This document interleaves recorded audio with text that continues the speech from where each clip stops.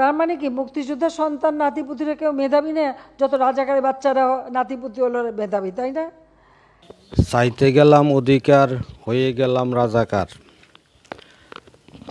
রাজাকার অধিকার চাইতে গেলেই বাংলাদেশের রং হেডেড প্রধানমন্ত্রী, অবৈধ প্রধানমন্ত্রী লক্ষ লক্ষ ছাত্রছাত্রীকে, যাদের জন্ম 90 দশকের পরে, মানে 71 সালের সেই রাজাকার মুক্তিযোদ্ধাদের যুদ্ধেরও 20-30 বছর পর, তাদেরকে অধিকার বঞ্চিত করে, তাদেরকে অধিকার হারা করে, বিভিন্ন প্রকার দুর্নীতি অনৈতিক কাজ করে যে ব্যক্তিটা ক্ষমতায় টিকে আছে, সেই রং হেডেড অবৈধ মহিলা, যার সন্তান দেবদাস চক্রবর্তীর মেয়ে, লক্ষ লক্ষ কোটি কোটি নতুন প্রজন্মকে রাজাকার উপাধি দিয়েছে।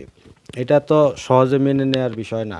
কোটা থাকবে না, ইদার শেখ পরিবার হাসিনা থাকবে, না হয় বাংলাদেশের 20 কোটি মানুষ থাকবে, কোটা থাকতে পারবে না, কোনোভাবে সম্ভব না।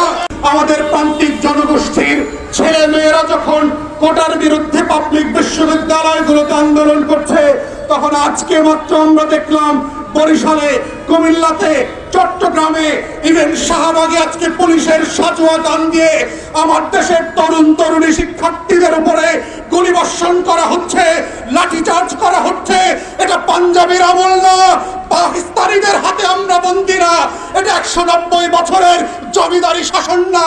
যদি মনে করে থাকেন দিল্লির গোলামি করে, দালালি করে, বাংলাদেশকে দফায় দফায় বিক্রি করে, ঋণগ্রস্ত করে এই দেশের জনগণকে প্রজা আকারে কুকুর বিড়ালের মতো ট্রিট করবেন, সব খেলার শেষ আছে।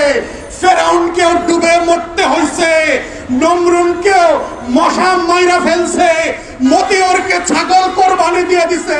আইয়ুব খান রাজতন্ত্র আমরা মানি নাই, ইয়াহিয়া খানের রাজতন্ত্র আমরা মানি নাই, শেখ পরিবারের রাজতন্ত্র মানি না, মানছি না এবং মানব না।